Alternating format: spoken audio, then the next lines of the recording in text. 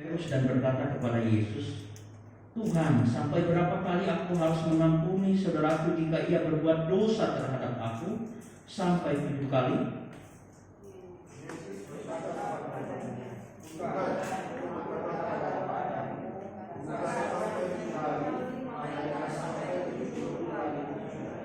Sebab hal kerajaan surga seumpama seorang raja yang hendak mengadakan perhitungan dengan hamba-hambanya.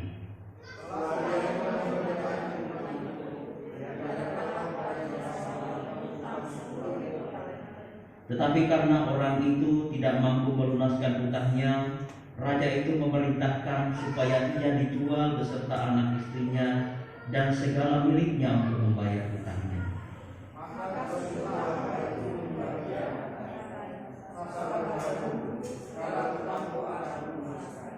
Lalu tergeraklah hati raja itu oleh belas kasihan akan hamba itu, sehingga ia membebaskannya dan menghapuskan hutangnya.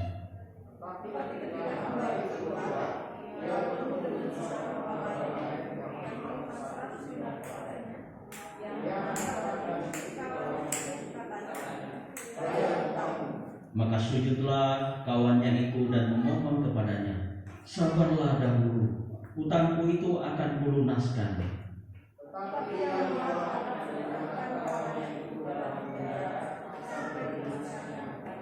Melihat itu kawan-kawannya yang lain sangat sedih, lalu menyampaikan segala yang terjadi kepada tuan mereka.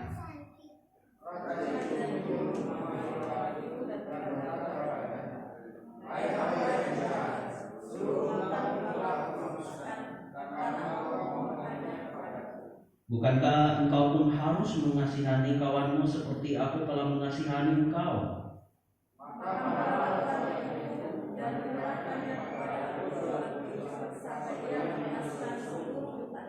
Ayat 35 kita baca sama-sama. 1, 2, 3. Maka Bapakku yang di surga akan berbuat demikian juga terhadap kamu, apabila kamu masing-masing tidak mengampuni saudaramu dengan segenap hatimu.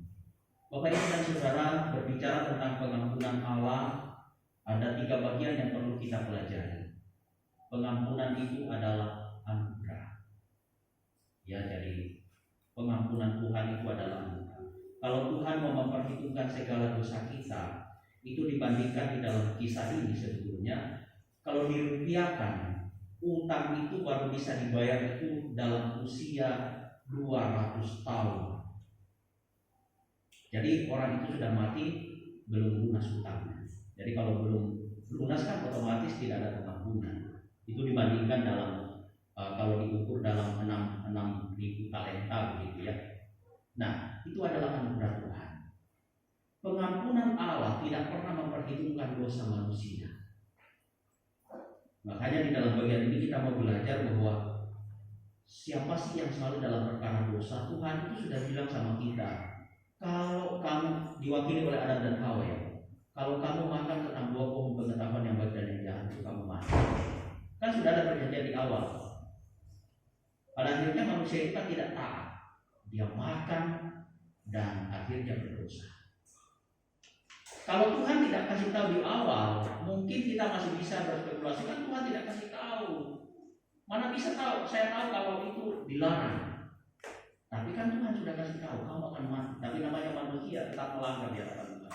Dan konsekuensi daripada dosa itu adalah mati. Yang kedua adalah pengampunan itu jaminan hidup kekal. Disinggung oleh dosen tadi, sedikit Yohanes 3:16. Karena begitu besar kasih Allah akan dunia ini sehingga Dia mengaruniakan Anaknya yang tunggal, supaya setiap orang yang percaya kepadanya tidak binasa melainkan beroleh hidup yang kekal. Jaminan hidup kekal dalam pengampunan Allah. Nah, Bapak Ibu dan Saudara, mari kita merenungkan bagian ini supaya kita memahami bahwa pengampunan Allah itu sangat besar dan tidak ternilai di dalam hidup kita, sehingga kita bisa menikmati anugerah keselamatan ini. Nah, pengampunan Allah itu juga menolong kita untuk melihat bagaimana kita memandang sesama kita di dalam pengampunan. Mungkin selama ini sesama kita itu sudah menyakiti kita berkali-kali, tetapi kita merasa bahwa sudah waktunya saya tidak membuka pintu pengampunan, sudah stop. Pengampunan itu sudah berhenti, tidak ada lagi bagian pengampunan di dalam diri. Nah, Bapak Ibu dan Saudara, mungkin kita seringkali mendengar di dalam statement orang-orang dunia, kalau satu kali kamu menyakiti saya masih maafkan. Kalau 2 kali saya masih maafkan. Kalau 3 kali saya berpikir untuk meninggalkan gitu ya. Maksudnya ditinggalkan gitu ya. Udahlah, lebih baik saya tinggalkan daripada saya dibuat sakit hati terus gitu ya. Tapi keempat kali kalau masih dikejar, saya akan kejar balik kamu gitu. Saya akan gigit balik. Itu kata dunia, Bapak Ibu Saudara. Tapi Yesus itu mengajarkan kita di sini bahwa pengampunan itu yang pertama kita mau melihat gitu ya.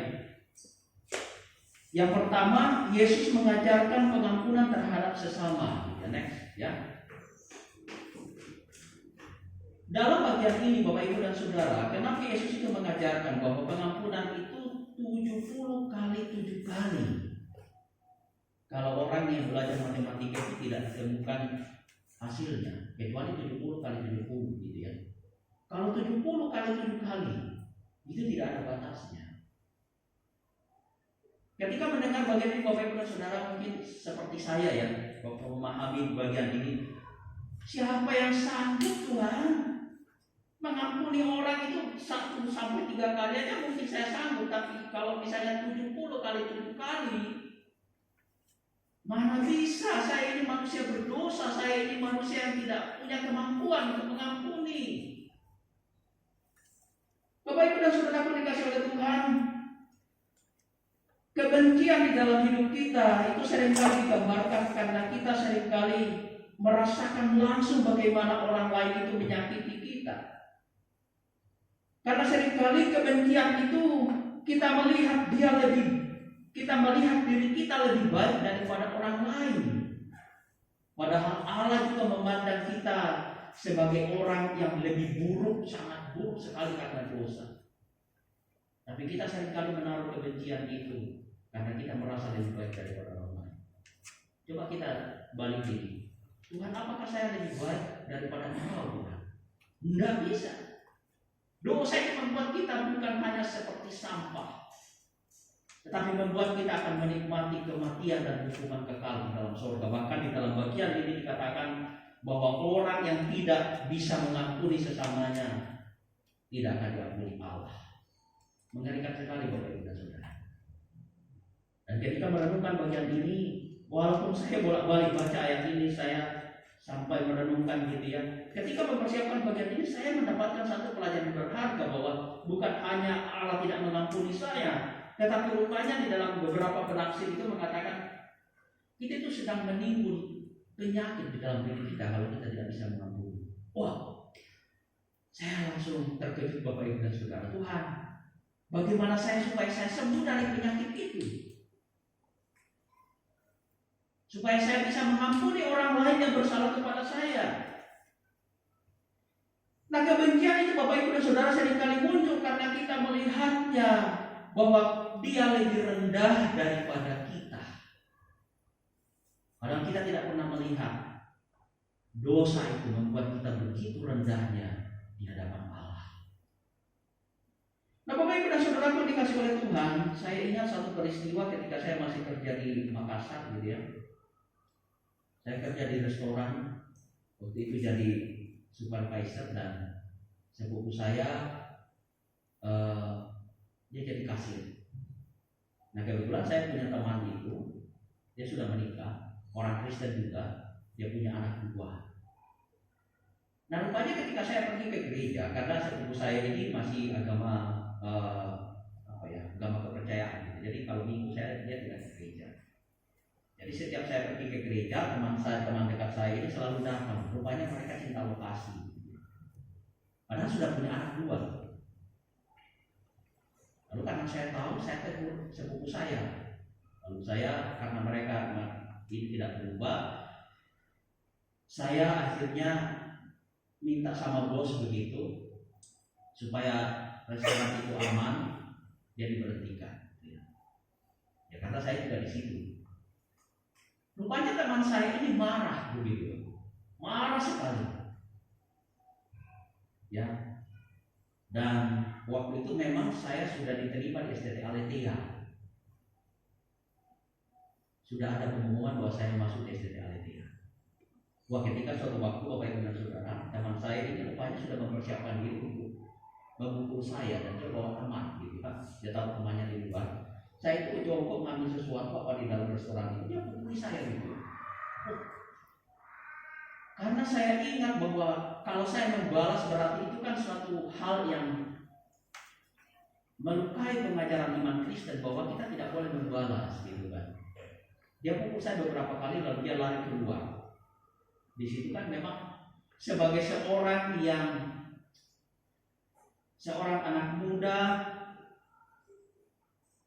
yang punya rasa malu, dan bahkan dalam tradisi kami itu kalau kami dipermalukan itu sangat-sangat luar biasa begitu ya. Di sisi yang lain saya sudah berpikir begini, saya akan cari orang itu. Ayo, siapa yang lebih jantan? Kalau orang Toraja, Bapak Ibu dan Saudara sudah mulai mempersiapkan banyak hal ya, dengan segala yang kesaktian gitu. Tapi di sisi yang lain Bapak Ibu dan Saudara, saya sedang berpikir bahwa dia melukai saya. Kalau saya dapatkan dia, kalau dia mati berarti saya masuk penjara. Kalau saya mati dia masuk penjara. Saya gagal di SDT Aletheia. Saya menangis Bapak Ibu dan Saudara, dan hati saya itu sampai terluka. Dan sampai hari ini saya masih tetap ingat peristiwa itu. Tetapi apakah prinsip saya waktu ada saat itu saya masih balas? Tidak Bapak Ibu dan Saudara, karena Tuhan itu terus mengubahkan saya. Kita tidak bisa melupakan peristiwa itu, tapi kita bisa memiliki kemampuan karena Tuhan yang menolong kita untuk tidak sakit hati terhadap peristiwa itu. Bapak Ibu dan Saudara yang dikasih oleh Tuhan, di dalam bagian ini Bapak Ibu kita ditolong bahwa pengampunan itu sama dengan datang kepada Tuhan memohon kekuatan untuk mengampuni, bukan kekuatan kita. Pengampunan itu adalah terus kita mau belajar dan dibentuk oleh Tuhan. Pembentukan itu Bapak Ibu dan Saudara bukan sesuatu yang gampang saya lakukan. Saya terus dibentuk. Bapak Ibu dan Saudaraku, pengampunan itu membawa saya, Tuhan, pembentukan itu sungguh menyakitkan. Karena saya tidak bisa apa-apa. Yang seharusnya biasanya manusia itu adalah bagaimana supaya saya balas gitu, supaya puas. Lalu yang kedua, kalau saya tidak balas itu rupanya di dalam diri saya itu ada penyakit dan saya pendam terus. Dan itu juga berbahaya Bapak Ibu dan Saudara. Jadi pengampunan itu bukan hanya kita tidak membalas kejahatan itu, tetapi pengampunan itu juga jangan sampai melukai hidup kita. Karena itu bisa menjadi penyakit di dalam hidup kita. Dan kalau kita tidak mampu melakukannya, datang kepada Tuhan. Tuhan yang akan menolong. Nah Bapak Ibu dan Saudara yang dikasih oleh Tuhan, oleh karena itu jangan pelihara kebencian sebab akan menjadi racun di dalam hidupmu, hidup saya. Jangan pelihara kebencian sebab akan menjadi penghalang berkat di dalam hidupmu. Bapak Ibu dan Saudara yang dikasih oleh Tuhan, karena mengampuni diawali dengan kesadaran bahwa kita ini adalah orang berdosa di hadapan Tuhan dan Dia mengampuni saya. Kalau kita sadar bahwa saya ini adalah orang berdosa, maka kita juga akan mengampuni orang lain. Dan yang paling penting Bapak Ibu dan Saudara, di dalam bagian ini ketika Yesus itu berkata bukan sampai 7 kali tetapi 70 kali 7 kali adalah hidup tanpa pengampunan adalah perkataan kutuk untuk diri kita sendiri. Saya ulangi lagi dari bagian ini. Hidup tanpa pengampunan adalah perkataan kutuk untuk diri kita sendiri. Kenapa Bapak Ibu dan Saudara? Karena luka di dalam hati kita itu menjadi racun. Karena luka di dalam diri kita itu tidak mendatangkan berkat, menghalangi berkat buat kita. Dan tanpa pengampunan itu kita tidak akan pernah menyadari bahwa saya ini adalah orang berdosa. Dan kita akan menjadi sombong di hadapan Tuhan. Kalau kita menyadari bahwa kita adalah orang berdosa, maka kita akan memberikan pengampunan kepada setiap mereka sampai berapa kali itu. Oleh karena itu Bapak Ibu dan Saudara, kita tidak mau seperti orang-orang dunia Saya kira lagu tahun 80-an itu yang seringkali kita nyanyikan ya, yang lain 80-an atau 79 ke bawah seperti saya gitu ya. Yang sudah tua ya gitu ya. Satu kali kau sakiti hati ini masih ku maafkan. Dua kali kau sakiti hati ini masih ku maafkan. Tapi jangan sampai 3 kali. Itu kata dunia Bapak Ibu dan Saudara. Bukankah kita anak-anak Tuhan itu diajarkan untuk mengampuni 70 kali 7 kali gitu ya. Wah, bagaimana mungkin Pak saya mampu melakukan itu? Kita memang tidak mampu. Tuhan yang memampukan kita. Pengampunan itu. Bapak Ibu dan Saudara, mengapa kita gagal mengampuni? Jawabannya itu sederhana. Karena kita lebih memilih fokus kepada sesuatu yang salah daripada kita yang sebenarnya punya banyak kesalahan yang besar. Saya ulangi lagi. Kenapa kita gagal? Kenapa saya seringkali gagal mengampuni Bapak Ibu dan Saudara? Karena saya lebih fokus kepada kesalahannya orang. Tanpa sadar saya sebetulnya memiliki kesalahan yang lebih banyak daripada orang. Bapak Ibu dan Saudaraku, sama seperti Petrus, dia cenderung menghitung-hitung jumlah kesalahan orang lain. Bahkan Petrus merasa bahwa dirinya sudah lebih baik daripada mereka.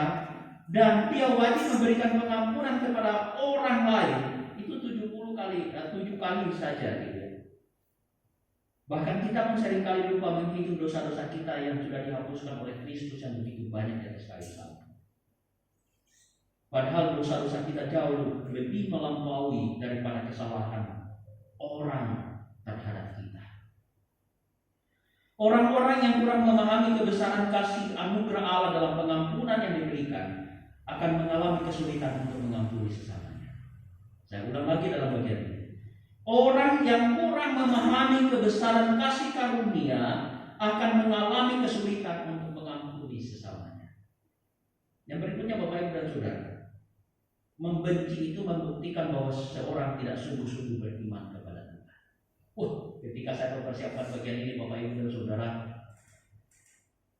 saya narik nafas begitu panjang karena saya pun ditegur dari bagian firman Tuhan. Membenci, menyimpan dendam, kebencian membuktikan bahwa saya tidak sungguh-sungguh beriman kepada Tuhan. Bagaimana dengan kita tentang pengampunan? Mari kita renungkan. Yang kedua, kita mau belajar. Yesus itu mengajarkan tentang pengampunan Allah yang menjadi bagian hidup kita yang sungguh-sungguh. Bukankah dalam ilustrasi itu bahwa Yesus itu menggambarkan bahwa pengampunan itu seperti seorang hamba yang datang kepada tuannya yang sebetulnya itu utangnya itu adalah 60 juta dinar gitu ya. Itu kalau mau dibandingkan. Sementara temannya yang berutang kepada orang yang dihapuskan utangnya oleh tuannya itu adalah 100 dinar. Tapi apa yang dilakukan? Orang yang datang kepada tuannya itu memohon, "Tuhan, tolong ampuni saya, hapuskan utangku." Karena belas kasihan tuan itu, dia menghapuskan utangnya. Tapi apa yang dilakukan ketika dia keluar? Rupanya ada temannya berutang kepadanya cuma 100 dinar. Dibanding dengan utangnya kepada tuannya itu 60 juta dinar. Dia cekik temannya karena dia tidak mau bayar. Dia masukkan ke dalam penjara. Tapi apa yang terjadi? Tuannya itu berkata, "Kamu menjadi hamba yang tidak tahu diri. Saya sudah menghapuskan utangmu, saya memberikan kebebasan kepada kamu, tapi kamu memperlakukan sesamamu demikian." Utangmu itu kalau kita menjumlahkan Bapak Ibu Saudara 60 juta dinar, sementara utang temanmu itu hanya 100 dinar. Nah, kalau dikalkulasi 60 juta dinar itu bisa, ini sebagai gambarannya, itu bisa lunas dalam usia 200 tahun. Tapi siapa yang mau hidup 200 tahun? Itu pun kalau tidak dipakai untuk keperluan-keperluan yang lain, misalnya kebutuhan-kebutuhan yang lain, hanya untuk bayar utang. Bapak Ibu dan Saudaraku, dalam bagian ini Yesus mengajarkan kita bahwa pengampunan Allah tanpa hitung-hitungan. Jadi kalau kita masih menghitung-hitungan kesalahan teman kita, kesalahan orang lain terhadap kita, Allah pun juga akan memperhitungkan kesalahan kita. Oh, dosa itu jauh lebih besar kok daripada sesamamu. Kamu tidak mau mengampuni orang lain, sementara saya mengampuni dosamu jauh lebih besar daripada orang lain. Bapak Ibu dan Saudara, Yesus mau mengajarkan kita bahwa pengampunan Allah itu menghilangkan kesalahan orang atau menghilangkan utang dosa kita. Oleh karena itu, Ia membebaskan dan menghapuskan utang dosa kita. Dari sini kita mau belajar. Ketika kita melihat kesalahan orang lain, mari kita melihat Allah yang tidak pernah memperhitungkan kesalahan kita. Masa sih kita masih memperhitungkan kesalahan orang lain? Kita bisa ingat peristiwa itu. Kita tidak bisa lupa terhadap peristiwa itu. Tapi Tuhan memberikan kita kemampuan untuk memberikan pengampunan kepada mereka. Bapak Ibu dan Saudaraku, yang ketiga kita mau belajar. Yesus mengajarkan tentang konsekuensi dari pengampunan itu. Dalam doa Bapa kami yang seringkali kita doakan gitu ya. Dan ampunilah kami akan kesalahan kami seperti kami juga mengampuni orang yang bersalah kepada kami. Jadi kalau mau dibalik Bapak Ibu dan Saudara, berarti kalau kita tidak mengampuni kesalahan orang, Tuhan pun tidak akan mengampuni kita. Mengerikan kan? Wah, ini Pak Darus ini tidak mau mengampuni kesalahan temannya ini. Yang ngapain saya juga mengampuni kesalahannya? Ya udah, kalau dia tetap hidup dalam dosanya, Pak Darus tidak bisa masuk surga. Pak Darus tidak bisa mendapatkan berkat karena dosa itu menghalangi berkat kita. Nah, oleh karena itu Bapak Ibu dan Saudaraku yang dikasih oleh Tuhan, bahkan di dalam ayat yang terakhir kita bisa baca ayat 35 itu dikatakan bahwa dan Allah tidak akan mengampuni kesalahan kita jika kita tidak bisa mengampuni orang lain. Mengampuni di sini Bapak Ibu dan Saudara adalah berarti mengasihi dan memberkati dia.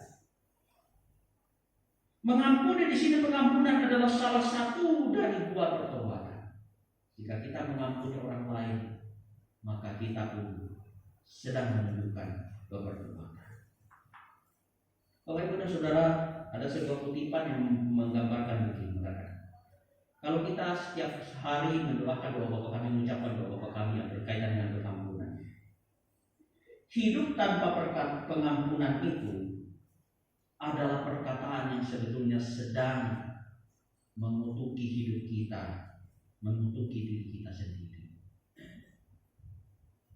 Karena kita berkata, Tuhan ampuni kesalahan saya, sementara kita tidak mampu mengampuni kesalahan orang lain.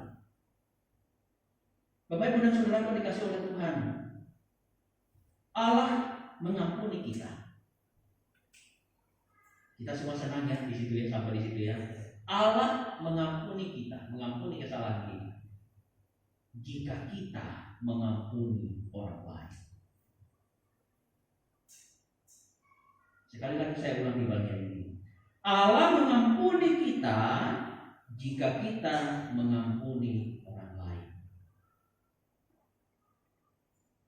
Bapak Ibu dan Saudara dikasih oleh Tuhan, mari kita belajar. Saya pun juga terus belajar dalam bagian ini. Bahkan pembelajaran saya itu bukan hanya ketika membaca Alkitab, tetapi saya sering ketemu dengan teman-teman hamba Tuhan, mereka yang punya talenta terhadap konseling itu, saya pun ikut. Bahkan sudah berkali-kali sampai hari ini pun saya terus belajar. Karena saya mau berubah. Dan orang yang mau berubah itu akan mencari cara yang baik menurut kehendak Tuhan gitu ya, untuk ditolong sehingga dia bisa berubah. Bapak Ibu dan Saudara yang terakhir, yang penutup ya, orang yang memahami pengampunan Allah sebagai anugerah terbesar, maka ia pun akan membuka pintu pengampunan bagi sesamanya. Kalau kita memahami atau kita mengerti atau kita mengamini tentang pengampunan Allah bahwa ya Tuhan, terima kasih karena Tuhan sudah mengampuni saya. Terima kasih karena saya punya kepastian keselamatan di dalam surga. Maka kita pun akan membuka pintu pengampunan bagi sesama kita. Orang yang terus memelihara kebencian dalam dirinya akan jauh dari pengampunan Allah. Bapak Ibu dan Saudara, mari kita merenungkan bagian ini, bahwa memahami pengampunan Allah itu berarti kita membuka pintu pengampunan bagi sesama. Orang yang terus memelihara kebencian dalam dirinya akan jauh dari pengampunan Allah. Kiranya Tuhan menolong kita di masa-masa mempersiapkan diri di minggu-minggu Palma ketika Yesus masuk ke Yerusalem itu orang semua berteriak gitu ya. Hosana bagi anak Daud. Mereka membentangkan daun palma, pakaian-pakaian dari Yesus masuk ke Yerusalem. Tetapi orang yang sama pula berteriak, salibkan dia. Di satu sisi mereka senang, di sisi yang lain menghujat Yesus disalibkan. Di masa-masa kita merenungkan pengorbanan Tuhan Yesus ini, mari kita berkata, Tuhan berikan saya kemampuan untuk mengampuni orang lain. Tuhan jauhkan daripada saya tentang kebencian, supaya berkat-Mu pun tidak jauh dari hidup. Kebencian seringkali menghalangi berkat Tuhan. Dan karena itu mari kita terus belajar dan terus belajar. Pembelajaran itu tidak bisa instan, perubahan itu tidak bisa instan, butuh proses. Bapak Ibu dan Saudara, mari kita tundukkan kepala kita. Bapak kami di dalam surga,